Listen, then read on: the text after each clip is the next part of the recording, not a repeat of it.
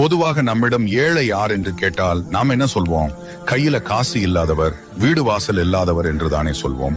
ஆனால் நம் உயிரிலும் மேலான நபி ஸல்லல்லாஹு அலைஹி வஸல்லம் அவர்கள் உண்மையான ஏழை யார் என்பதற்கு ஒரு அதிர்ச்சியூட்டும் விளக்கத்தை நமக்கு தந்துள்ளார்கள். ஒரு முறை நபி ஸல்லல்லாஹு அலைஹி வஸல்லம் அவர்கள் தங்கள் தோழர்களிடம் ஒரு கேள்வி கேட்டார்கள். உங்களில் ஏழை, அதாவது திவாலானவர் யார் என்று உங்களுக்கு தெரியுமா? அதற்கு சஹாபாக்கள் சொன்னார்கள், அல்லாஹ்வின் தூதரே, எங்களில் எவரிடம் வெள்ளிக்காசோ இதர வாழ்க்கை வசதிகளோ இல்லையோ அவர்தான் எங்களை பொறுத்தவரை ஏழை என்று கூறினார்கள். இன்று நாமும் அப்படித்தானே நினைக்கிறோம். ஆனால் நபி ஸல்லல்லாஹு அலைஹி வஸல்லம் அவர்கள் சொன்ன பதில் நம் இதயத்தை நடுங்க வைக்கக்கூடியது. அவர்கள் கூறினார்கள், ஒருவர் மறுமை நாளில் விசாரணை களத்திற்கு வருவார்.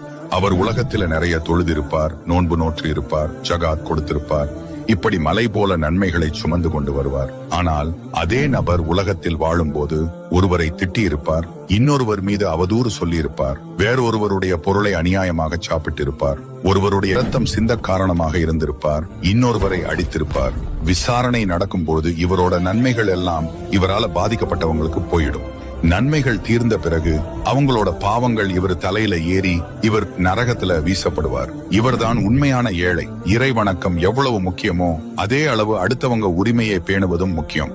இதே மாதிரி பயனுள்ள இஸ்லாம் குல் ஹுவல்லாஹு அஹத் அல்லாஹு ஸமத் லம் யலித் வலம் யூலத் வலம் யகுல் லஹு குஃபுவன் அஹத். இது குர்ஆனுடைய வசனம் மட்டுமல்ல, இரவு நேரத்தில் தூங்க செல்லும் பொழுது ஓதுகிற துவா.